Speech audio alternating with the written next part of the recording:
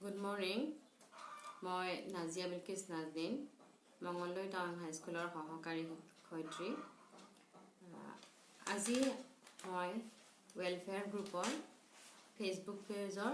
Live অনুষ্ঠানলৈ সকলোকে সম্ভাষণ জনাইছোঁ। ধুলাস্থিত ৱেলফেয়াৰ গ্ৰুপ এটি সামাজিক অনুষ্ঠান। তেওঁলোকে ইতিমধ্যে কেইবাটাও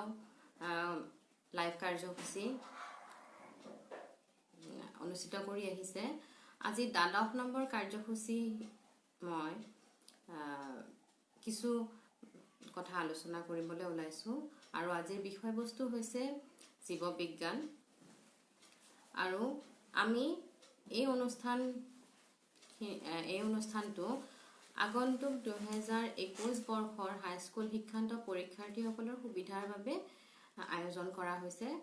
তেখেতসকলে যাতে ভালদৰে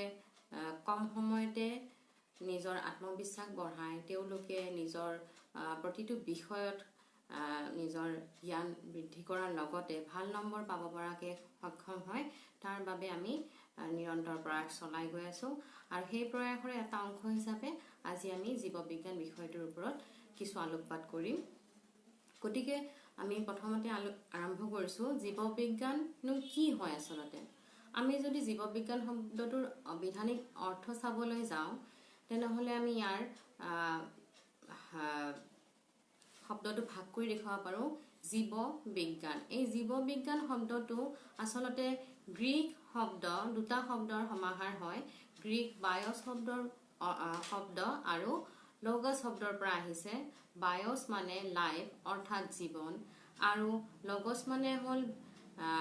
এটা যিটো শাখা য'ত নেকি আমি জীৱনৰ বিষয়ে অধ্যয়ন কৰোঁ। এতিয়া জীৱন বুলি কোৱাৰ লগে লগে এটা বিশাল অৰ্থবাহী শব্দ হয়। একদম সৰু বেক্টেৰিয়াটোৰ পৰা আৰম্ভ কৰি একদম ডাঙৰ তিমি মাছটোলৈ গোটেইবোৰেই আমাৰ কি হয়, জীৱৰ অন্তৰ্গত হয়। আৰু উদ্ভিদৰ পৰা, বেক্টেৰিয়াৰ পৰা, এলগিৰ পৰা, ভেঁকুৰৰ পৰা গোটেইবোৰেই সামৰি পেলাই আমাৰ জীৱ জগতখন হৈছে। গতিকে আমি যেতিয়া বায়'লজি বা জীৱ বিজ্ঞান অধ্যয়ন কৰিব যাওঁ, এটা বিশাল পৃথিৱীৰ কথা আমাৰ চকুৰ আগত ভাহি উঠে। কিন্তু যিহেতু আমাৰ এতিয়া আমাৰ লক্ষ্য হ'ল হাইস্কুল শিক্ষান্ত পৰীক্ষা, গতিকে আমি ইয়াতে পাঠভিত্তিক আলোচনা কৰিম আৰু তাৰ আনুষংগিক কথাসমূহ লগতে আমি আলোচনা কৰি যাম। এতিয়া জীৱ বিজ্ঞান বিষয়টো যিহেতু ক্লাছ 10লৈকে সকলো ল'ৰা ছোৱালীৰ কাৰণে বাধ্যতামূলক হয়, গতিকে আমি জানিব লাগিব তাৰ প্ৰয়োজনীয়তা কি। যদি আমি শৈক্ষিক দৃষ্টিকোণৰ পৰা চাওঁ, তেনেহ'লে জীৱ বিজ্ঞান এনেকুৱা এটা শাখা হয়, বিজ্ঞানৰ এনেকুৱা এটা ভাগ হয়, যিটো অধ্যয়ন কৰাৰ পিছত আমাৰ অনেক কেৰিয়াৰ অপশ্যনত অনেকবোৰ পথ মুকলি হৈ যায়। ইয়াৰ লগত আমাৰ বিভিন্ন শাখা, বিজ্ঞানৰ বিভিন্ন শাখা জড়িত হৈ আছে, যিবোৰ আমি নাম হিচাপে ক'লে হয়তো আমি শুনি আহিছোঁ, যেনেকুৱা zoology, botany, microbiology, anatomy, histology, bacteriology, genetics, taxonomy, অসংখ্য শাখা আছে। আমি 10ম শ্ৰেণীৰ পিছত যদি আমি বিজ্ঞান শাখাটো আমি বাছি লওঁ, তাৰ পিছত আমি একমাত্ৰ উদ্দেশ্য এইটোৱে নহয় যে আমি মেডিকেল পঢ়িম। মেডিকেলটো এটা শাখা হয়, আৰু তাৰ বাহিৰেও আমাৰ অন্যান্য বহুতো শাখা আছে, যিবোৰৰ অধ্যয়ন কৰিলে আমাৰ ভৱিষ্যতৰ আমাৰ সংস্থাপন হ'ব পাৰে। তাৰ উপৰি সংস্থাপন মানে চাকৰি বুলি বুজোৱা নাই যে চৰকাৰী চাকৰি, তাৰ উপৰিও আজিকালি নানা নতুন নতুন সংস্থাপন, জীৱিকা ওলাইছে, যিবোৰ নেকি আমি অৱলম্বন কৰিলে আমি অধিক উপাৰ্জন কৰিবলৈ সক্ষম হওঁ। তাৰ উপৰি যিকোনো এটা কামত যেতিয়া আমি আগবাঢ়িম, তাতে যদি আমাৰ বৈজ্ঞানিক জ্ঞানখিনি থাকে, তেনেহ'লে আমি সফল হ'ব সহজ হয়। যেনেদৰে ইমান বছৰে আমাৰ কি হৈ আহিছে, আমি আগৰ নিয়মতে আমি কৃষি কাৰ্য কৰি আহিছোঁ। কিন্তু এতিয়া দেখা গৈছে যে যি হাৰত জনসংখ্যা বৃদ্ধি হৈ গৈ আছে, আমাৰ সেই একেটা পদ্ধতি অৱলম্বন কৰিলে হয়তো আমাৰ যিখিনি শস্য উৎপাদন হয়, সেইখিনি আমাৰ কাৰণে যথেষ্ট নহয়গৈ। গতিকে আমি যথেষ্ট নোহোৱা বাবে আমি কি কৰিব লাগিব, তাৰ কিবা বিকল্প ব্যৱস্থা আমি ল'ব লাগিব। বিকল্প হিচাপে আমি কি কৰা হ'ল, প্ৰথমতেই ৰাসায়নিক সাৰ ব্যৱহাৰ কৰা হ'ল। কিন্তু এতিয়া কিছু বছৰ যোৱাৰ পিছত দেখা গৈছে যে কি হৈছে, তাৰ আমি সাইড এফেক্ট বিলাক দেখা পাইছো। গতিকে আকৌ আমি অধ্যয়ন কৰি পেলাই আমি পাইছো যে আমি যদি জৈৱিক পদ্ধতিৰে কৃষিত আমি আগবাঢ়ো, তেনেহলে উৎপাদনৰ লগতে আমাৰ যিটো পৰিস্থিতি তন্ত্ৰ তাৰ ওপৰতো আমাৰ কোনো ক্ষতি নোহোৱাকে আমি উৎপাদন বৃদ্ধি কৰিব পাৰো। ঠিক তেনেকে অকল মই কৃষিৰ বিষয়ে কোৱা নাই, অন্যান্য বহুতো ব্ৰাঞ্চ আছে যিবিলাক আমাৰ কি হয় বায়'লজি পঢ়িলে আমি ভৱিষ্যতে সেইবোৰত কেৰিয়াৰ কৰিব পাৰো। এইখিনি হ'ল কেৰিয়াৰ হিচাপে আমি বায়'লজিৰ পৰা পাব পৰা মানে আমাৰ পথসমূহ। তাৰ উপৰি আমি যদি ভাবো যে ব্যৱহাৰিক দৃষ্টিকোণ কিবা আছে নে নাই, বায়'লজি অকল আমাৰ কিতাপখন পঢ়ি পেলাই প্ৰশ্ন উত্তৰবোৰ আয়ত্ত কৰি পৰীক্ষাত ভাল ফলাফল দেখুওৱা আৰু লগতে মাৰ্কশ্বিট এখনে আমাৰ কাম্য নহয়। ইয়াৰ যদি কিবা ব্যৱহাৰিক দৃষ্টিকোণত আমি ব্যৱহাৰ কৰিব, আমাৰ দৈনন্দিন জীৱনত যদি ব্যৱহাৰ কিবা আছে, সেইখিনি জানিলে আমাৰ বেছি ভাল হ'ব। যেনেদৰে আমি এতিয়া সততে আমাৰ মনলৈ আহে, কিবা এটা কোৱাৰ লগে লগে কভিডৰ কথা মনলৈ আহে। গতিকে কভিডটো এতিয়া আমি গম পাইছো যে প্ৰায় কোৱা হয় কভিডৰ পৰা বাচি থাকিবলৈ আমাৰ মাস্কৰ প্ৰয়োজন হয়, চেনিটাইজাৰ ব্যৱহাৰ কৰিব লাগে। এতিয়া মাস্ক ব্যৱহাৰ কৰোঁতেও আমি কি হয়, কিছুমান কথা একদম সাধাৰণ কথা জানিব লাগে যে এখন মাস্ক বাৰে বাৰে আমি ব্যৱহাৰ কৰিব নালাগে। ব্যৱহাৰ কৰোঁতে আমি কি কৰিব লাগে, ধুই ল'ব লাগে, বা ওৱান টাইম ইউজ মাস্কবিলাক আমি এবাৰে ইউজ কৰিব লাগে। গতিকে তাৰ পিছফালে কিনো ৰিজন আছে, কিহৰ কাৰণে আমি ওৱান টাইম ইউজ কৰিব লাগে, কিহৰ কাৰণে ধুই ব্যৱহাৰ কৰিব লাগে, এই গোটেইবোৰ প্ৰশ্নৰ আমাৰ উত্তৰ আমি কি জীৱ বিজ্ঞানৰ অধ্যয়ন কৰিলে আমি পাব পাৰোঁ। ঠিক তেনেকে আমাৰ সাধাৰণ যিবিলাক আমাৰ আগতে পাই নাপায় কিছুমান কথা আছিলে, সেই কথাবিলাকো আমি বৈজ্ঞানিক দৃষ্টিভংগীৰে আমি কি হয় চাব পাৰোঁ, ফহিয়াই চাব পাৰোঁ। যেনেদৰে আগতে আছিলে কিছুমান ল'ৰা ছোৱালীয়ে খুব কি খায়, পেঞ্চিল, যিটো আমি আজিকালিতো মাটিৰ ফলি ব্যৱহাৰ নোহোৱাই হৈ গ'ল, তথাপিতো আমাৰ পেঞ্চিল যিটো খাইছিলে বা চৌকাৰ পোৰা মাটি খাইছিলে। কিন্তু সেই এতিয়া দেখা গৈছে যে যদি আমাৰ দেহত কিবা বস্তুৰ অভাৱ ঘটে, কিবা খনিজ লৱণে হওক বা কিবা খাদ্য প্ৰাণে হওক অভাৱ ঘটে, তেতিয়া কি হয়, আমাৰ সেই অভাৱটো পূৰ কৰিবলৈ আমি কিবা যিবোৰ আমাৰ সাধাৰণতে অখাদ্য বুলি ধৰা হয় সেইবোৰ আমি খাবলৈ আৰম্ভ কৰোঁ। গতিকে আমি কোনোবা সৰু বাচ্চাই যেতিয়া কিবা এটা খাবলৈ আৰম্ভ কৰে, আমি গম পাব লাগিব নিশ্চয় তাৰ কিবা অভাৱজনিত কিবা এটা দেখা দিছে। গতিকে তাৰ ওপৰত আমি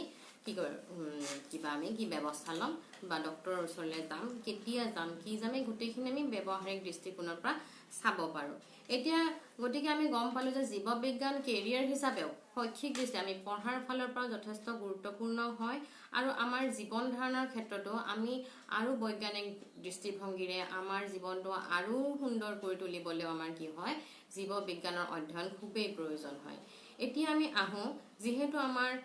লক্ষ্য হ'ল হাইস্কুল শিক্ষান্ত পৰীক্ষা, গতিকে আমি আহোঁ এতিয়া শিক্ষান্ত পৰীক্ষাৰ ওপৰত কিছু আলোচনাৰ বাবে। ইয়াতে আমি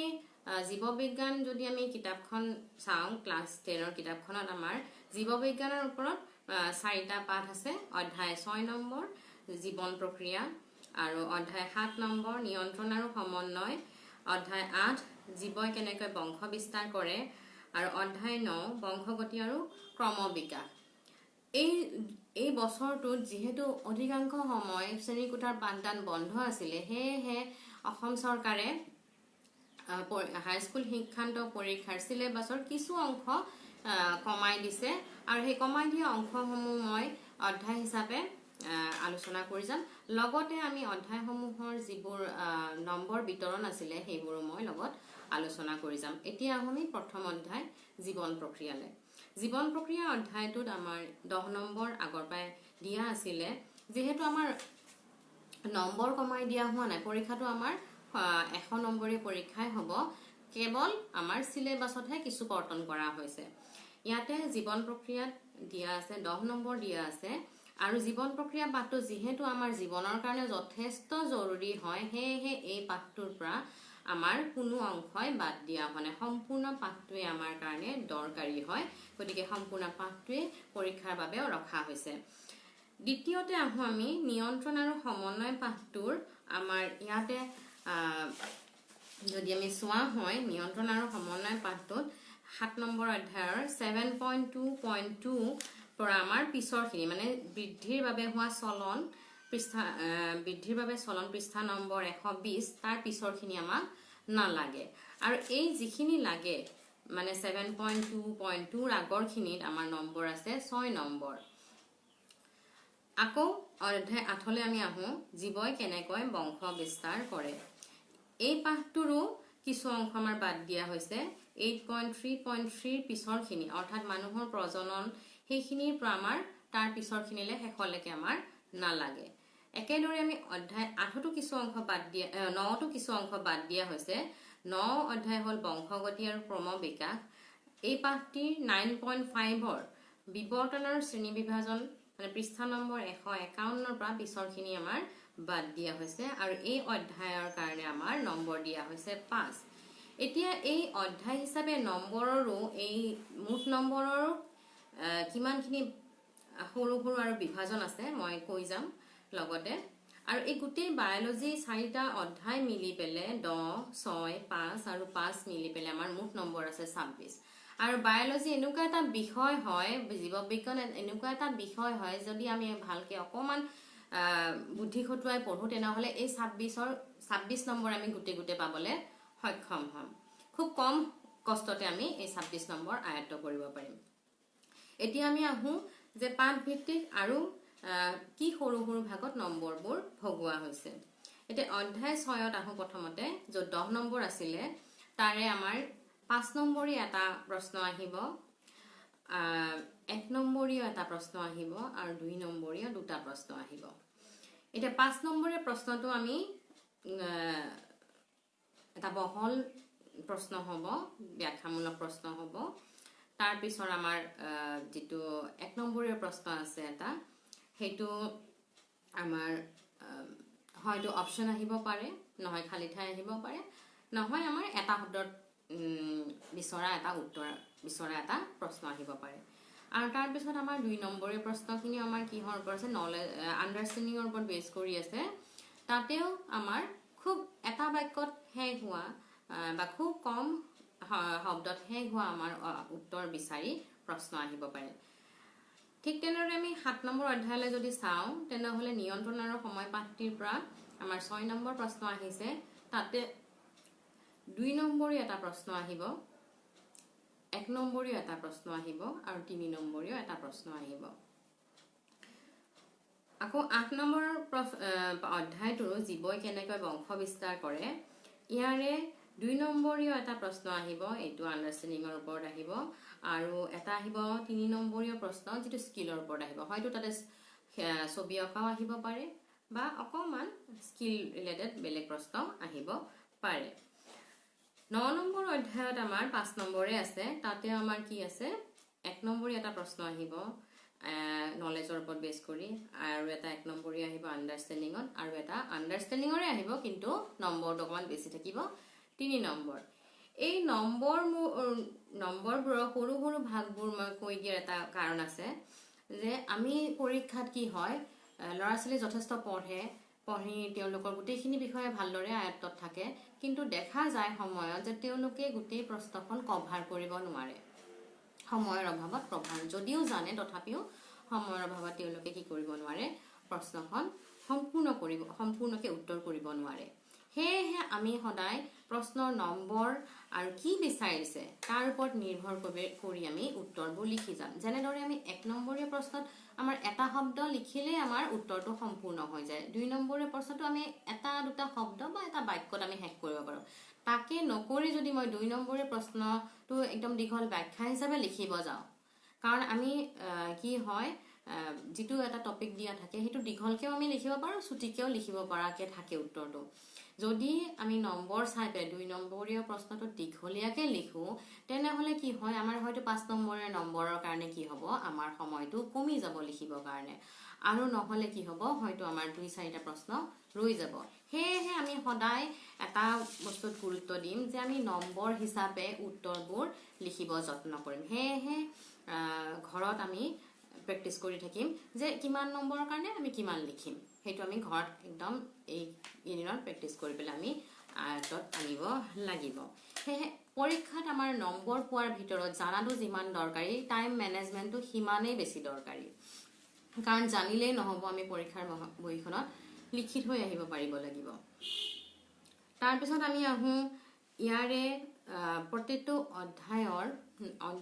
গুৰুত্বপূৰ্ণ কাৰণ প্ৰত্যেকটো অধ্যায়ত যদিও গোটেইবোৰ কথাই গুৰুত্বপূৰ্ণ থাকে তাৰ ভিতৰতো কিছুমান এনেকুৱা কথা থাকে যিবোৰ আমাৰ বেছি গুৰুত্বপূৰ্ণ হয় আৰু পৰীক্ষাৰ দৃষ্টিভংগীৰে চালে যিবোৰ আমাৰ সঘনাই আহি থকা প্ৰশ্ন হয় যিবোৰ টপিকৰ পৰা সেইবোৰ আমি এতিয়া আলোচনা কৰিম আৰু লগতে মই কৈ যাম কেনেদৰে আমি কম সময়ত আৰু বেছি কষ্ট নকৰাকৈয়ে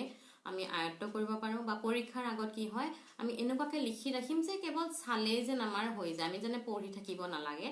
কেৱল এবাৰ চকু ফুৰালে আমি বুজি পাওঁ যে এইটো বস্তু ইয়াতে লাগা আছিলে আমাৰ এই বন্ধৰ সময়ছোৱাত প্ৰতিখন স্কুলৰে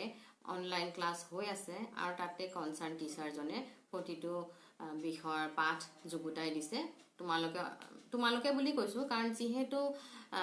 ইয়াতে আমি হাই স্কুল শিক্ষান্ত পৰীক্ষাৰ্থীসকলকে লক্ষ্য কৰি লৈছো গতিকে বাকি দৰ্শকসকলে মাৰ্জনা কৰিব মই তেওঁলোকক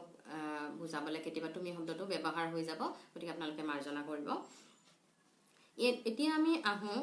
যে আমাৰ কোনটো পাঠত কোনটো আমাৰ বেছি দৰকাৰী হয় আৰু আমি খুব কম সময়ত খুব কমকে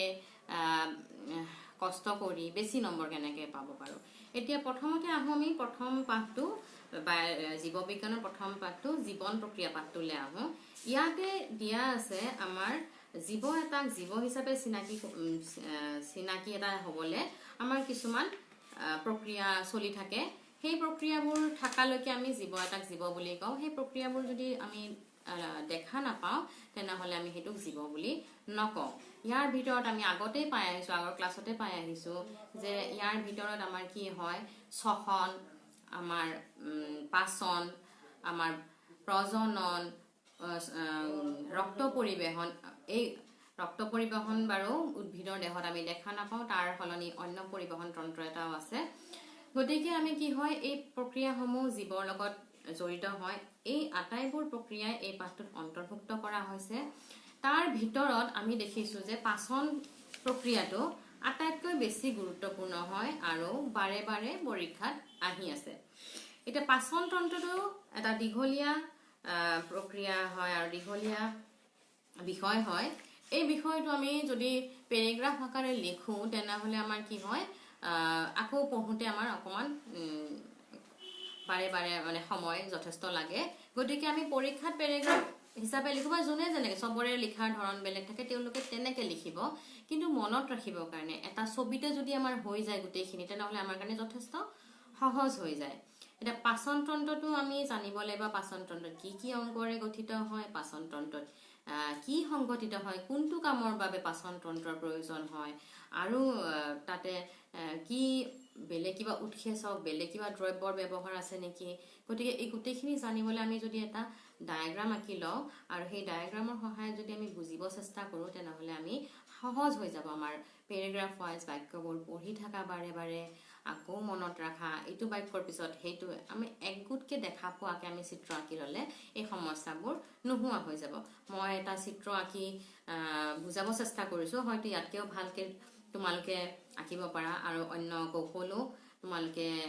খটুৱাব পাৰা মই মোৰ চিত্ৰটো দেখুৱাইছো এইটো এটা চিত্ৰ গোটেই পাচন তন্ত্ৰটোৰ এটা চিত্ৰ হয় আৰু ইয়াতে দেখুৱা হৈছে পাচন তন্ত্ৰটো আমি দেখা যেটো আমি আমাৰ কিতাপত যেটো ছবি আছে হেতুৰ লগত মিলা নাই ছবিখন কিন্তু আমি যেহেতু মনত ৰাখিবৰ কাৰণে এইটো ছবি ব্যৱহাৰ কৰিছো তোমালোকে চাবা ইয়াতে চোৱা ইয়াতে আৰম্ভণি হৈছে পাচন তন্ত্ৰটোৰ মুখ গহ্বৰত আমাৰ পাচন তন্ত্ৰটো আৰম্ভণি হৈছে তাৰ পৰা গৈছে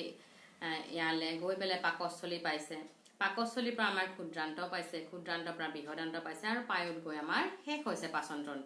তন্ত্ৰটো। এতিয়া পাচন তন্ত্ৰত আমাৰ কি হয়, খাদ্য পাচন হয়। গতিকে খাদ্যৰ আমি জানো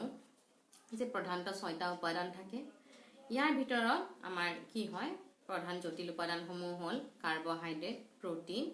লিপিড। গতিকে এই জটিল উপাদানসমূহ আমাৰ সৰলীকৃত হৈ আমাৰ দেহে শোষণ কৰিব পৰা অৱস্থালৈ আনোতে আমাৰ পাচন তন্ত্ৰই সহায় কৰে। ইয়াতে আমি দেখা পাইছো চিত্ৰত দেখুওৱা ধৰণে মুখ গহ্বৰ। এতিয়া আমাৰ যেতিয়া আমি পাচনটো পঢ়িম, পাচনত কোনটো খাদ্য ক'ত পাচন হয় আৰু তাৰ জটিল ৰূপটো কেনেকুৱা, তাৰ সৰল ৰূপটো কেনেকুৱা আৰু কোনটো উৎসেচকৰ তাৰ ওপৰত ক্ৰিয়া কৰে, সেইটো আমি এই গোটেই ডায়েগ্ৰামটো চালে আমি বুজি পাম। আমি মুখ গহ্বৰত চাইছো, আমাৰ খাদ্য প্ৰথমতে ক'ত যাব, মুখ গহ্বৰত যাব। আৰু তাতে কি থাকে, আমি মুখ গহ্বৰৰ যদি আমি উৎসেচকটো যে কেতিয়াবা নাম লিখিব আহে যে মুখ গহ্বৰৰ পোৱা উৎসেচকটোৰ নাম লিখা, তেতিয়া আমাৰ আকৌ বাক্যটো পঢ়ি চোৱাতকে আমি ইয়াতে গম পাম মুখ গহ্বৰৰ লগত জড়িত বস্তুবিলাক কি, ইয়াতে লালতি এমাইলেজ বা চেলাইভাৰী এমাইলেজ। এমাইলেজ শব্দটো য'ত থাকিব আমি গম পাম ই কাৰ ওপৰত কাম কৰে, কাৰ্বহাইড্ৰেটৰ ওপৰত। এতিয়া যিহেতু মুখৰ লালতিৰ লগত থাকে, সেইকাৰণে ইয়াৰ নাম লালতি এমাইলেজ বা চেলাইভাৰী এমাইলেজ বা টাইলিন বুলিও কোৱা হয়। এতিয়া কি হয়, ই কাৰ ওপৰত কাম কৰিব, ক্ৰিয়া কৰা দ্ৰব্য কি, শ্বেতসাৰ। আৰু দ্ৰব্যটো ক্ৰিয়া কৰাৰ পিছত কি হ'ব, ইয়াৰ এটা আমাৰ উদ্দেশ্য হ'ল পাচন তন্ত্ৰৰ সৰল ৰূপলৈ নিয়া। গতিকে আমাৰ কি হয়, সৰল ৰূপত আহোঁতে আহি গৈছে আমাৰ সৰলীকৃত শ্বেতসাৰ বা অলিগোছেকেৰাইড, মনোছেকেৰাইড এইবোৰ আমাৰ। ইয়াৰ পিছত মুখ গহ্বৰত আমাৰ বেছি দেৰি খাদ্য নাথাকে, লগে লগে ই ক'লে যাব, পাকস্থলীলৈ যাব। পাকস্থলীত কি থাকে, পাকস্থলীত আমি তোমালোকে পাই আহিছা যে পাকস্থলীত কি থাকে, হাইড্ৰক্লৰিক এচিড, শ্লেষ্মা থাকে আৰু পেপচিন থাকে। আমি এটা কথা ভুল কৰিব নালাগিব যে হাইড্ৰক্লৰিক এচিড আৰু শ্লেষ্মা শব্দকেইটা একেলগে আছে, পেপচিন, কিন্তু হাইড্ৰক্লৰিক এচিড আৰু শ্লেষ্মা কি নহয়, পাচক ৰস নহয়। ইয়াৰ পাচক ৰসটো কি হয়, পেপচিন। আৰু পেপচিনে ক্ৰিয়া কৰা দ্ৰব্যবিধ কি হয়, প্ৰটিন। আৰু প্ৰটিন কি হয়, সৰল ৰূপটো তাতে কি হয়, পাকস্থলীত যিটো সৰল ৰূপ হয়, এইটো সম্পূৰ্ণৰূপে পাচন নহয় দেই, আংশিকভাৱেহে পাচন হয়। প্ৰটিন কি হয়, পেপটাইডলে সলনি হয়।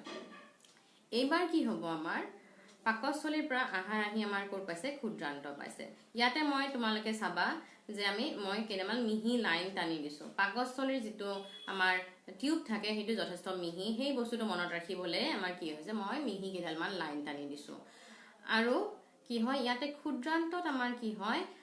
আহাৰৰ সম্পূৰ্ণ পাচন ক্ষুদ্ৰান্তত হয়। যিখিনি আমাৰ মুখ গহ্বৰত যি অকণমান পাচন হ'ল কাৰ্বহাইড্ৰেট, সেই অৰ্ধপাচিত কাৰ্বহাইড্ৰেট হওক, ইয়াতে অৰ্ধপাচিত পাকস্থলীৰ পৰা অহা অৰ্ধপাচিত প্ৰটিন হওক বা লিপিড হওক, গোটেইখিনি পাচন ক'ত হ'ব, আমাৰ ক্ষুদ্ৰান্তত হ'ব। এতিয়া আমি ইয়াতে আহোঁতে দেখিছোঁ যে আমি পাকস্থলীত হাইড্ৰক্লৰিক এচিড লিখা আছে। এতিয়া হাইড্ৰক্লৰিক এচিডৰনো কি কাম, আমাৰ যিটো ইয়াতে পেপচিন লিখা আছে, তোমাৰ পাকস্থলীৰ উৎসেচক, এই উৎসেচকে এটা নিৰ্দিষ্ট pH-তহে কাম কৰিব পাৰে। আমি জানো উৎসেচকবিলাকে নিৰ্দিষ্ট pH-ত কাম কৰে, আৰু ই হাইড্ৰক্লৰিক এচিডে গোটেই খাদ্যখিনি কি কৰে, আম্লিক গুণ প্ৰদান কৰে, আৰু তেতিয়া পেপচিনৰ ইয়াৰ ওপৰত কাৰ্য কৰোঁতে সহজ হয়, আৰু কি হয়, প্ৰটিনবোৰ পেপটাইডলৈ ৰূপান্তৰিত হয়। এই আম্লিক ধৰ্মীয় খাদ্যখিনি যেতিয়া ক্ষুদ্ৰান্তত আহি পায়, তাৰ লগে লগে কি হয়, যকৃতৰ পৰা আমাৰ কি হয়, ইয়াৰে যকৃত পিত্ত ৰস আৰু পিত্ত লৱণ আহি পেলাই আমাৰ ক্ষুদ্ৰান্তত আহি পৰে। আৰু অগ্নাশয়ৰ পৰাও উৎসেচক, এই উৎসেচকবোৰ মই ইয়াতে লিখি দিছো, অগ্নাশয়ৰ লগত সম্বন্ধ থকা উৎসেচক ট্ৰিপচিন, লাইপেজ আৰু এমাইলেজ। এতিয়া ক্ষুদ্ৰান্তৰ যিখিনি আমাৰ উৎসেচক আহিব, এই উৎসেচকখিনিয়ে কিন্তু আমাৰ কি নহয়, আম্লিক মাধ্যমত কাম কৰিব নোৱাৰে। সিহঁতে কি, আমাৰ ক্ষাৰকীয় মাধ্যমতহে কাম কৰে। এই ক্ষাৰকীয় মাধ্যমটো দিব হ'লে কি হয়, আমাৰ যকৃতৰ পৰা অহা পিত্ত ৰসে আৰু পিত্ত লৱণে কি হয়, এই আম্লিক খাদ্যখিনিক ক্ষাৰকীয় মাধ্যম এটা দিবলৈ সক্ষম হয়। ফলত অগ্নাশয়ৰ পৰা অহা পাচক ৰসখিনিয়ে ক্ষুদ্ৰান্তত থকা অৰ্ধপাচিত প্ৰটিন, লিপিড আৰু কাৰ্বহাইড্ৰেটখিনি সৰল ৰূপলৈ আমাৰ কি হয়, পঠিয়াই দিয়ে। আৰু ইয়াৰ পৰা কি হয় ক্ষুদ্ৰান্তৰ পৰা খাদ্য আহি বৃহদান্তত পায় বৃহদান্তত কি হয় আমাৰ হেনুকা কোনো পাচন নহয় ইয়াতে আমাৰ কি হয় পানীখিনি আমাৰ শোষণ হয় যিখিনি খাদ্যৰ লগত আমি পানী গ্ৰহণ কৰো আমাৰ পানীখিনিও আমাৰ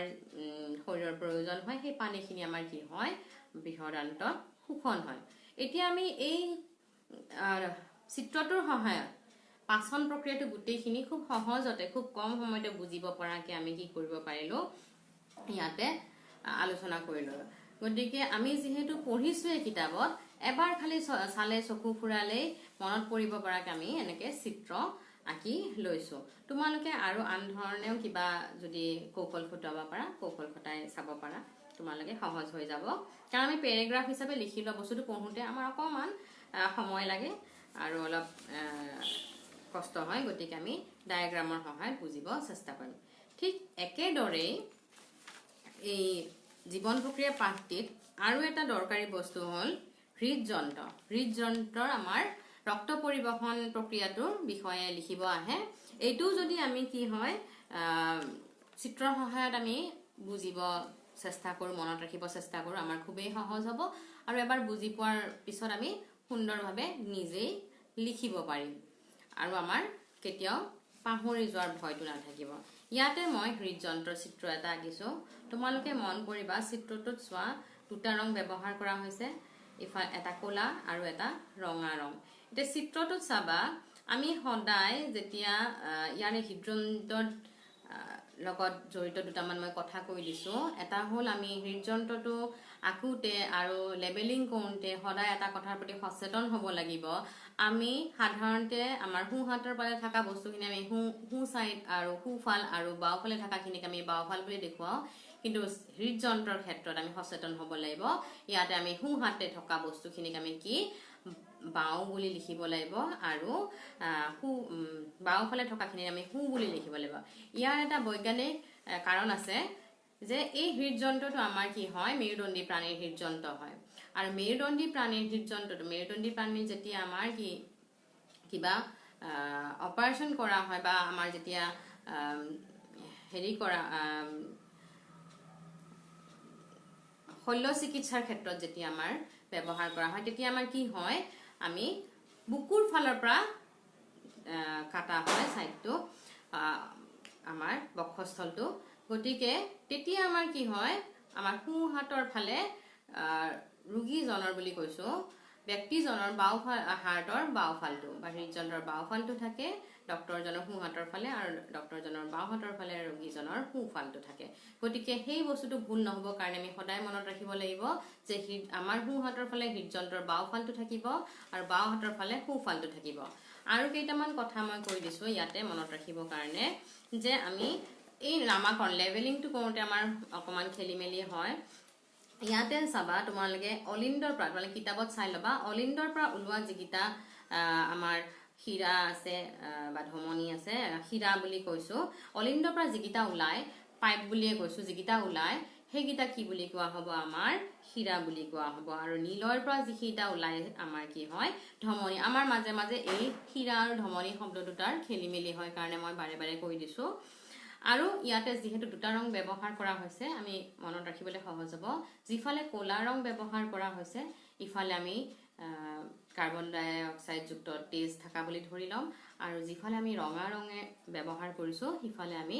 আমাৰ অক্সিজেন যুক্ত তেজ আছে বুলি মনত ৰাখিবলৈ সহজ হ'ব কাৰণে মই এইটো ব্যৱহাৰ কৰিছো এতিয়া আমি এইটো মনত কেনেকৈ ৰাখিম আমি প্ৰথমতে আৰম্ভ কৰো যে অক্সিজেন যুক্ত তেজ আমাৰ হৃদযন্ত্ৰত আহাৰ পৰা আৰম্ভ কৰিছো বাৰু এতিয়া আমাৰ কি হয় হৃদযন্ত্ৰত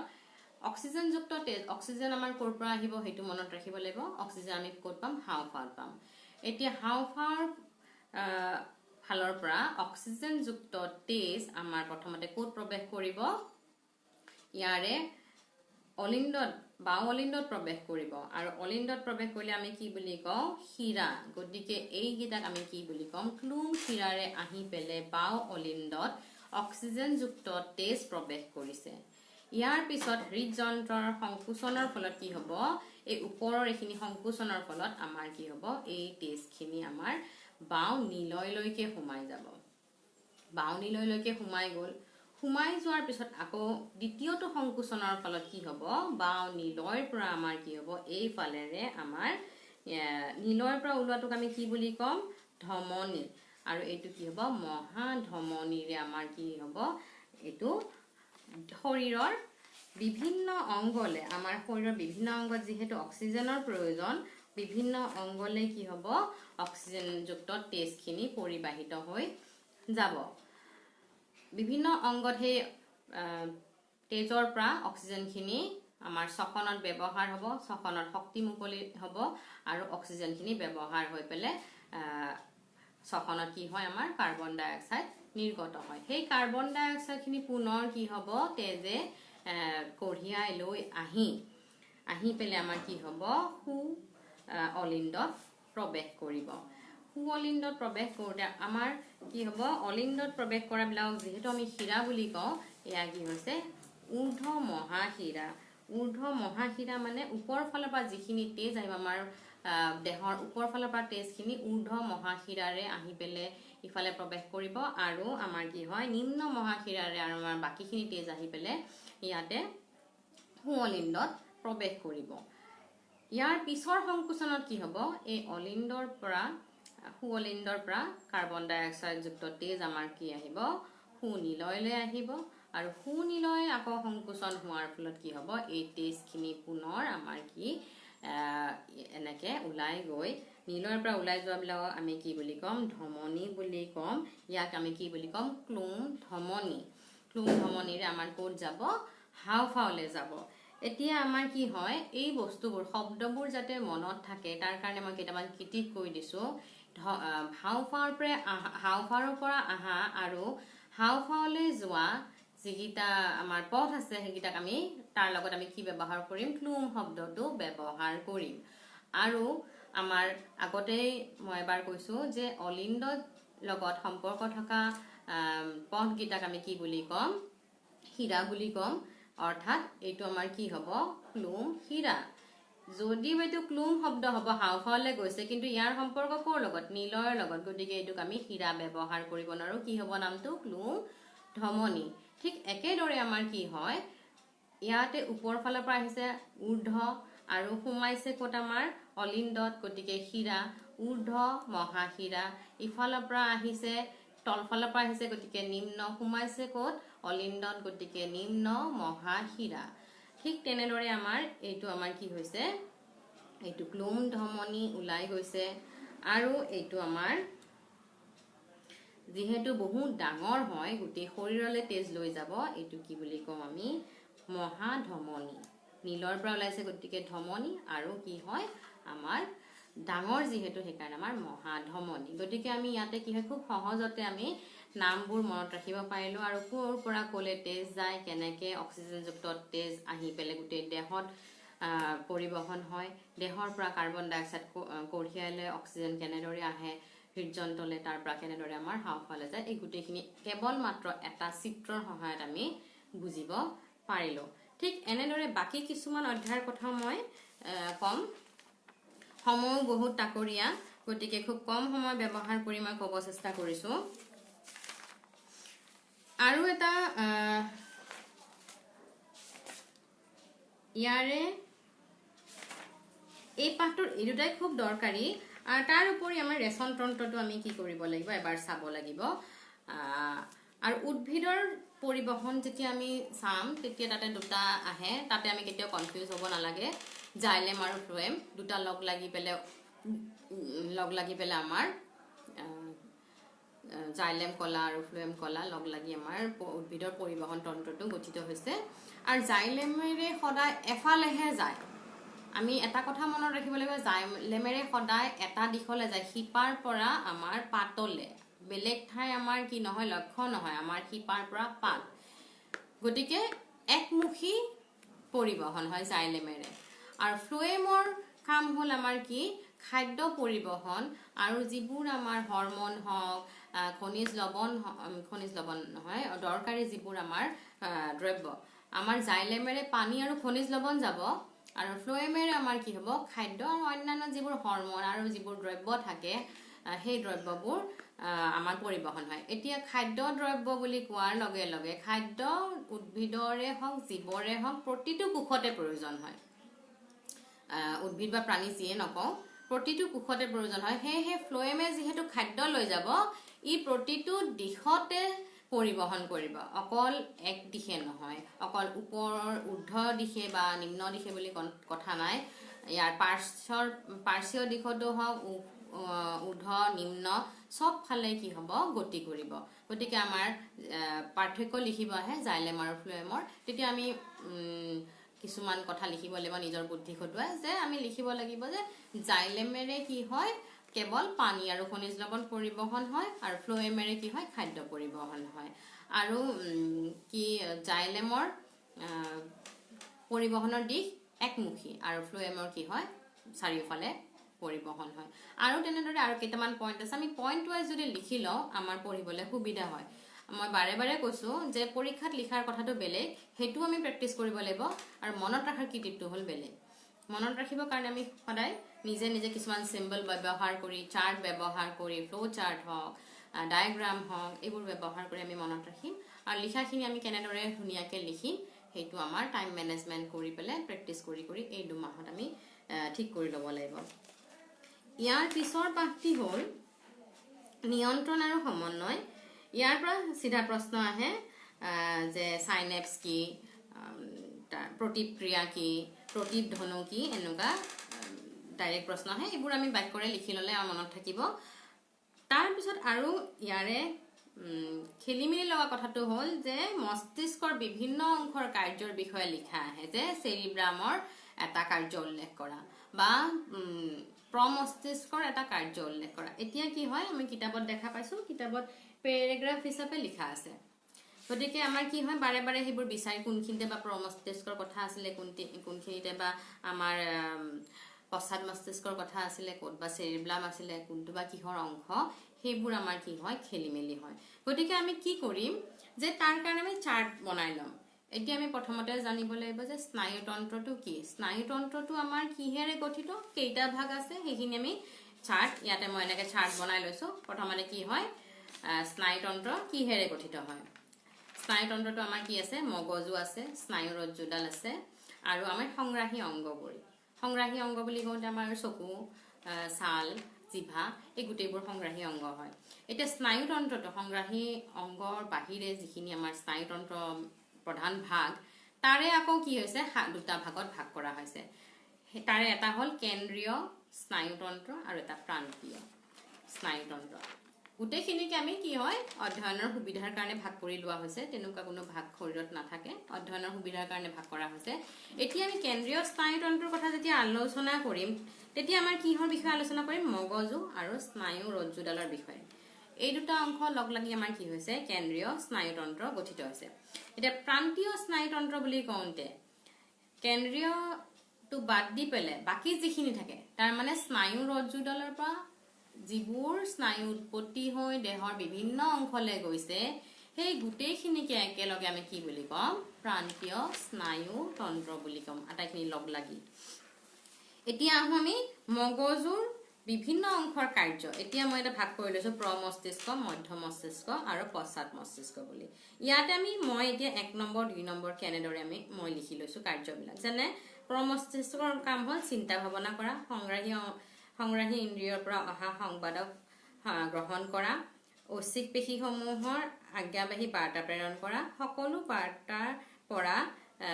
বাৰ্তা গ্ৰহণ কৰি তাৰ ওপৰত সিদ্ধান্ত গ্ৰহণ কৰা ঠিক তেনেদৰে আমি যদি এনেকৈ ভগাই লওঁ তেতিয়া কি হয় আমাৰ খোকোজা নালাগে যে খেলিমেলি হ'ল নেকি কোনোবাটোৰ কাণ আমি কোনোবাটোত লিখিলো নেকি হেনুকা আমাৰ কি নহয় খেলিমেলি নহয় গতিকে এনেদৰে চাৰ্ট বা ফ্লো ডায়াগ্ৰাম আঁকি আমি কি কৰিব পাৰো সহজতে আমি বিষয়বোৰ ধুনীয়াকৈ চাৰ্ট বনাই লিখি কম সময়তে চকু ফুৰাই চাব পৰাকে আমি লিখি ল'ব পাৰো এতিয়া আমি আহো অধ্যায় 8 লৈ অধ্যায় 8ৰ যেহেতু এটা বাকিখিনিটো ইয়াতেও আমি আছে প্ৰজননৰ বিষয় আছে আমি প্ৰজননৰো এনেকৈ ফ্লো চাৰ্ট বনাই ল'ব পাৰো প্ৰজনন কেই প্ৰকাৰ প্ৰত্যেক প্ৰকাৰৰ আৰু কি কি ভাগ আছে যেনেকুৱা প্ৰজনন 2 প্ৰকাৰ যৌন প্ৰজনন আৰু অযৌন প্ৰজনন এটা অযৌন প্ৰজননৰ ভিতৰত কোনবোৰ প্ৰজনন হয় যে সেইখিনি আমাৰ আমি অযৌন প্ৰজননৰ তল আকৌ নাম্বাৰিং কৰি লিখি ললো যৌন প্ৰজননত কেনেকুৱা আছে সেইখিনি আমি লিখি ললো লিখাৰ পিছত ইয়াতে যেহেতু এটা 3 নম্বৰৰ স্কিলৰ প্ৰশ্ন আছে কেতিয়াবা কি হয় ইয়াতে চিত্ৰ আঁকিব আহে এইবাৰ কিন্তু চিত্ৰ আকাৰ ভিতৰত কি আহে এটা সপুষ্পক ফুলৰ সম্পূৰ্ণ ফুল এপাহৰ চিত্ৰ আঁকিব আহে কেতিয়াবা আৰু কেতিয়াবা আহে স্ত্ৰী জনন তন্ত্ৰটোৰ বিষয়ে আঁকিব আহে কিন্তু এইবাৰ দেখা গৈছে যে স্ত্ৰী জনন অংগটোৰ তন্ত্ৰৰ যেটো চিত্ৰ আছিলে হেতু আমাৰ বাদ পৰিছে কাৰণ আমাৰ মানুহৰ প্ৰজনন এইবাৰ অন্তৰ্গত নহয় এইবাৰ সিলেবাসৰ পৰা বাদ দিয়া হৈছে গতিকে হেতু আমাৰ কি হল আমাৰ কি নহয় পৰীক্ষাৰ কাৰণে দৰকাৰ নহয় পৰীক্ষা হিচাপে চালে আমাৰ দৰকাৰ নহয় ইয়াতে আমাৰ এটাই চিত্ৰ থাকি গল এতিয়া আঁকিবলগীয়া ইয়াতে সপুষ্পক উদ্ভিদৰ এটা সম্পূৰ্ণ ফুল এটা এপাহ সম্পূৰ্ণ ফুল আঁকোতে কি হয় আমি সদায় এটা কথা মন কৰিব লাগে যে বিজ্ঞানত যেতিয়া চিত্ৰ আঁকা হয় তেতিয়া আমি মানে সৌন্দৰ্য এটা সুন্দৰৰ ওপৰত গুৰুত্বটো থাকে তাতকেও বেছি কিন্তু আমাৰ কি হয় শুদ্ধতা যেটো আমাৰ শুদ্ধতা আৰু তাৰ ওপৰত বেছি আমি গুৰুত্ব দিব লাগে এতিয়া এপাহ সম্পূৰ্ণ ফুল বুলি কোৱাৰ লগে লগে আমাৰ কি অংশ থাকিব হেতু আমি জানিব লাগিব চিত্ৰটো খুব ধুনিয়া নহলেও আমাৰ কি হ'ব লাগিব হে অংশসমূহ থাকিব লাগিব গতিকে আমি কি এপাহ সম্পূৰ্ণ ফুলত কি থাকে আমি তাতে বৃতি বা বেটুপাত বুলি যেটো কওঁ হেতু অংশ থাকিব লাগিব তাৰ পিছত আমাৰ পাহি থাকিব লাগিব বা দলমণ্ডল হেয়া থাকিব লাগিব আৰু প্ৰজনন অংশটো খুবেই দৰকাৰী যেতিয়া আমাৰ উদ্ভিদৰ কথা কম উদ্ভিদৰ প্ৰজনন অংগ হিচাপে আমাৰ কি হ'ব পুংকেশৰ আৰু গৰ্ভকেশৰ এই গিটা বস্তু আমাৰ থাকিবই লাগিব তাৰ উপৰিও পাহি আৰু বেটুপাত যেহেতু সম্পূৰ্ণ ফুল বুলি কৈছে গতিকে আমাৰ এই চাৰিওটা অংশই থাকিব লাগিব আৰু যেতিয়া আমি আঁকিম আমি চেষ্টা কৰিম যে আমি যেটো পুংকেশৰ বুলি কওঁতে যিখিনি ভাগ আছে পুংকেশৰৰ যেনে পৰাগধানী আৰু পুংদণ্ড সেইখিনিও যাতে চিত্ৰটোত ফুটি উঠে আৰু গৰ্ভকেশৰ বুলি কওঁতে আমাৰ গৰ্ভাশয় গৰ্ভদণ্ড আৰু গৰ্ভমুণ্ড এই তিনিওটা অংশ যাতে আমাৰ ফুটি উঠে চিত্ৰটোত তাৰ ওপৰত আমি গুৰুত্ব দিব লাগিব গতিকে আমি যাতে গোটে 3 নম্বৰ এপাহ ফুলত 3টা নম্বৰ থাকে গতিকে আমি চেষ্টা কৰিব লাগিব যাতে আমাৰ ফুলপাহ সম্পূৰ্ণ শুদ্ধ হয় আৰু প্ৰত্যেকটো অংশ যেটো চাব বিচৰা হৈছে হেতু যাতে আমাৰ কি নহয় বাদ পৰি না যায় গতিকে আমি চিত্ৰৰ ভিতৰত এবাৰ পালো ফুলপাহ অলপ গুৰুত্বপূৰ্ণ আছে গতিকে এইটো আমাৰ হৈ গল আৰু বাকি ক্ষেত্ৰটো তোমালোকে সদায় এটা কথা মন কৰিবা যে যত কম নম্বৰ থাকে আমি তাতে কি নকৰো বেছিকে সময় অপচয় নকৰো তাতে আমি কি কৰিব লাগিব কম সময়তে আমি শেষ কৰিব লাগিব আৰু ছবি আঁকাটো কি হয় ঘৰত তোমালোকে যিমান প্ৰেক্টিস কৰিবা সিমান বেছি নিপুণ হৈ যাবা ছবি আঁকাৰ ক্ষেত্ৰত সদায় যিবিলাক স্কিল ৰিলেটেড কাম হয় সেইবিলাক যিমান কৰা যায় সেইবিলাক আমাৰ কি হয় সিমান নৈপুণ্যতাটো বাঢ়ি গৈ থাকে এতিয়া আমি এইখিনিটো আমাৰ পৰীক্ষা বিষয়ক হল আৰু লেবেলিংৰ ক্ষেত্ৰত কৈছো লেবেলিংটো কি হয় ছবি যেতিয়া আঁকা হয় লেবেলিংটো বহুত সংখ্যক ল'ৰা ছোৱালীয়ে কি কৰে চাৰিওফালে কৰে লেবেলিংটো কেতিয়াও চাৰিওফালে কৰিব নালাগে এফালে যিকোনো এফালে চিত্ৰটো আঁকি যিকোনো এফালে সুন্দৰকে চাফাকে কাৰ্চিনৰ সহায়ত যাতে বহুত বেছি খেলিমেলি নহয় ধুনীয়াকে সমানকে কাৰ্চিনৰ সহায়ত দেখুৱাই পেলাই লেবেলিংটো যাতে কৰা হয় তাৰ ওপৰত গুৰুত্ব দিব লাগে আৰু পৰীক্ষাৰ বিষয়ে যেহেতু আলোচনা কৰা হৈ আছে আমি পৰীক্ষাৰ লিখাৰ বিষয়টো দুই এষাৰ আমি ক'ব চেষ্টা কৰিম যে পৰীক্ষাত লিখোতে আমি সদায় কি হ'ব লাগে প্ৰশ্নখন খুব বেছি পঢ়ি থাকিব নালাগে কাৰণ আমাৰ জানাই হয় আৰু প্ৰশ্নখিনি ইমান টানো নহয় ক্লাছ 10ৰ যিখিনি প্ৰশ্ন আছে বাকি সকলো সাবজেক্টৰ ক্ষেত্ৰতে হয় হেনুকা টান বেছি প্ৰশ্ন নাথাকে আৰু যদিও কিবা প্ৰশ্নত খুকুজা লাগে হেতু যাতে আমি লাগি নাথাকো তাৰ পিছৰ প্ৰশ্নলে আমি যাতে আগবাঢ়ি যাও হেতু কৰিব চেষ্টা কৰো এনেকে আমাৰ কি হয় টাইমটো সেভ হৈ গৈ থাকে পাৰাখিনি আমাৰ লিখা হৈ গল নোৱাৰাখিনি আমি পিছত আমি চেষ্টা কৰিম যত খেলি মেলি আছে কিন্তু আমি যদি নোৱাৰাটোতে লাগি থাকো তেনেহলে পাৰাখিনি লিখিবলৈ আমাৰ কি হ'ব সময়টো আমি নাপাম গতিকে সেইখিনি হল আমাৰ পৰীক্ষাৰ বিষয়ক কথা এতিয়া আমি যেহেতু বায়োলজি পঢ়ি আছো আজি জীৱ বিজ্ঞান আমাৰ দেহৰ কথা আমি নিজক জানাৰ কথা আমাৰ দেহটোনো কেনেকুৱা আমাৰ যে আমি খাদ্য খাওঁ সেইবোৰ কি হয় ক'ত যায় আমাৰ যে গা বেয়া লাগে জ্বৰ হয় পানী লগা হয় এইবোৰনো কিয় হয় সেইবোৰ যে আকৌ ভাল হৈ যায় চিৰদিন নাথাকে সেই অসুখবিলাক সেয়া কেনেকৈ হয় যিবোৰ কিছুমান চিৰদিনীয়া থকা ৰোগবিলাক সেইবোৰ কিয় হয় সেইবোৰ কিয় চিৰদিন থাকে কিয় গুচি নাযায় সেই গোটেইখিনি আমি কি হয় এতিয়া বৈজ্ঞানিক দৃষ্টিভংগীৰে চাব চেষ্টা কৰিব লাগিব এতিয়াৰ পৰাই আৰু তোমালোকৰ যিহেতু পৰীক্ষা আহি আছে সময় খুব কম মাত্ৰ 2 মাহ আছে এতিয়া মাজত এই 2 মাহত গতিকে গোটেইবোৰ বিষয়ে মানে পঢ়ি পেলাই এনেকুৱা কৰিব লাগে যে আমি হাতী মাৰি ভুৰুকাত ভৰোৱাৰ নিচিনা যে খুব কম শব্দত আমি গোটেইখিনি কম কথাত আমি গোটেইখিনি কিতাপ যাতে আমি হাতৰ আগতে ৰাখিব পাৰোঁ আৰু যেতিয়াই মন যায় আমি পঢ়িব পাৰোঁ সেনেকৈ আমি ৰাখিব লাগে আৰু কি হয় যে আমি আৰু এটা বস্তুত গুৰুত্ব দিব লাগিব এতিয়া ছিজন সলনি হৈ আছে আৰু এই বছৰটোৱে গোটেই আমি কি এটা আতংকত ভুগি আছোঁ বেমাৰৰ আতংকত গতিকে আমি সদায় এইখিনি চেষ্টা কৰিব লাগিব যাতে আমি কোনো ধৰণৰ বেমাৰত আক্ৰান্ত নহওঁ সেইখিনি সাৱধানতা সদায় অৱলম্বন কৰিব লাগিব কাৰণ ৰোগী আগাৰ আমি পঢ়িব নোৱাৰিম তাৰ বাবে আমি সুস্থ হৈ থাকিব লাগিব যাতে আমি ভালদৰে পঢ়িব পাৰোঁ যথেষ্ট মানে লাভৱান হ'ব পাৰোঁ যিমান বেছি পাৰোঁ আমি সিমান সময় পঢ়াৰ কাৰণে আমি নিয়োজিত কৰিব লাগিব গতিকে আমি তাৰ বাবে সুস্থ হ'ব লাগিব আমি খাদ্যৰ ওপৰত আমি গুৰুত্ব দিব লাগিব যে কেনেকুৱা খাদ্য আমি খাব লাগে যাতে আমাৰ গেছ নহয় যাতে আমাৰ পেট বেয়া নহয় যাতে বদ হজম নহয় সেইবোৰ আমি দিব লাগিব ঠাণ্ডা পৰাপক্ষত লগাব নালাগে গৰম পানীৰ ব্যৱহাৰ কৰিবা আৰু সুস্থ থকা তোমালোকৰ প্ৰতিজন অসমৰ প্ৰতিজন হাইস্কুল শিক্ষান্ত পৰীক্ষাৰ্থীলৈ মই শুভেচ্ছা জ্ঞাপন কৰিছোঁ যাতে সকলোৱে আশানুৰূপ ফল লাভ কৰে আৰু তাৰ বাবে লাগিব আমাৰ কি একাগ্ৰ চেষ্টা আৰু আমাৰ সুস্থ এটা শৰীৰ লাগিব গতিকে তোমালোকে সুস্থ হৈ থাকিবা বেমাৰ আজাৰে যাতে পটককৈ নধৰে সেইখিনি চেষ্টা কৰিবা পুৰণা কুৱেশ্যন পেপাৰবিলাক তোমালোকে প্ৰেক্টিছ কৰি থাকিবা আৰু আগৰ বছৰৰ যিবোৰ মেট্ৰিকত অহা কুৱেশ্যন পেপাৰবোৰ প্ৰেক্টিছ কৰি থাকিবা আৰু যদিও আজিকালি ধৰা বানানৰ প্ৰতি গুৰুত্ব দিয়া নহয় কিন্তু আমি কি হ'ব লাগে বানানবোৰ সদায় শুদ্ধ হ'ব লাগে আৰু তাৰ কাৰণে বানান শুদ্ধ হ'ব লাগে চিত্ৰ সুন্দৰ হ'ব লাগে আখৰবোৰ স্পষ্ট হ'ব লাগে আৰু আমাৰ প্ৰশ্নখন যাতে টাইমত আমি কভাৰ কৰিব পাৰোঁ সেইটোও হ'ব লাগে তাৰ কাৰণে কি লাগিব এই আটাইবোৰ কামৰ কাৰণে এটা বস্তুৱে দৰকাৰ যে সেইটো হ'ল আমাৰ লিখি প্ৰেক্টিছ কৰা আৰু টাইম চাই প্ৰেক্টিছ কৰা গতিকে প্ৰশ্নখন তোমালোকে যেতিয়া অল্ড কুৱেশ্যন পেপাৰ বা আগৰ বছৰৰ যেতিয়া কুৱেশ্যন পেপাৰবোৰ প্ৰেক্টিছ কৰিবা তোমালোকে চেষ্টা কৰিবা যাতে তোমালোকে সময় বান্ধি লোৱা আৰু সেই নিৰ্দিষ্ট সময়ৰ ভিতৰতে যাতে তোমালোকে প্ৰশ্নখন সম্পূৰ্ণ কৰিব পাৰা সেইটো তোমালোকে চেষ্টা কৰিবা আৰু সদৌ শেষত মই আজি যিখিনি ক'ব লগা মই ক'লোঁ সদৌ শেষত মই ইয়াকেই কৈছোঁ যে তোমালোকে চবেই ভাল ফল লাভ কৰা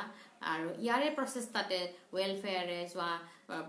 ছেপ্টেম্বৰ মাহৰ পৰা প্ৰতিটো সপ্তাহত তেওঁলোকে যেনেদৰে পাৰে তেওঁলোকে কষ্ট কৰি গৈছে গতিকে এই চেগতে মই ৱেলফেয়াৰৰ উজ্জ্বল ভৱিষ্যত কামনা কৰিছোঁ তেওঁলোকে যাতে সদায় আগুৱাই যায় তেওঁলোকে যাতে এনেদৰে ছাত্ৰ ছাত্ৰীসকলক উৎসাহ দিয়ে আত্মবিশ্বাস বঢ়োৱাত সহায় কৰে তেওঁলোকলৈ মই তাৰ আবেদন কৰিছোঁ আৰু এই ফেচবুকৰ তেওঁলোকৰ পেজৰ জৰিয়তে মই তেওঁলোকক কৃতজ্ঞতা জ্ঞাপন কৰিছোঁ উজ্জ্বল ভৱিষ্যত কামনা কৰিছোঁ আৰু ইয়াৰ মুৰব্বী ডক্টৰ ইফতিকাৰ হুছেইন দেৱ ডাঙৰীয়ালে মই মোৰ আন্তৰিক শুভেচ্ছা তথা কৃতজ্ঞতা জ্ঞাপন কৰিছোঁ গতিকে সকলো অসমবাসীৰ পৰা সহায় সহযোগিতা কামনা কৰিলোঁ যাতে ৱেলফেয়াৰ গ্ৰুপ সদায় আগুৱাই যাব পাৰে আৰু ইয়াৰ পৰা যাতে আমি শৈক্ষিক সমাজত কিবা এটা সুন্দৰ মেছেজ দিব পাৰোঁ আৰু লাভৱান হয় প্ৰত্যেকজন শিক্ষাৰ্থীয়ে যাতে লাভৱান হয় আমি এখন সুন্দৰ সমাজ যাতে গঢ়িব পাৰোঁ আমি যাতে গৌৰৱ কৰিব পাৰোঁ পৃথিৱীৰ আগত আমি অসমীয়া বুলি আমি শিক্ষিত সমাজ বুলি তাৰ কাৰণে মই সকলোকে আহ্বান জনাইছোঁ আৰু মই আজিৰ কাৰ্যসূচীটো এইখিনিতে সামৰিব ওলাইছোঁ যদি আপোনালোকৰ কিবা প্ৰশ্ন থাকে তেনেহ'লে আপোনালোকে ইয়াৰ পেজত প্ৰশ্নসমূহ আপোনালোকে আপলোড কৰিব পাৰে যথাসম্ভৱ ৱেলফেয়াৰ গ্ৰুপে যিকোনো এজন অভিজ্ঞ শিক্ষকৰ সহায়ত তেওঁলোকে তাৰ উত্তৰ দিয়াৰ ব্যৱস্থা কৰিব। শেষত জয় আই অসম বুলি মই আজিৰ কাৰ্যসূচীটো সম্পন্ন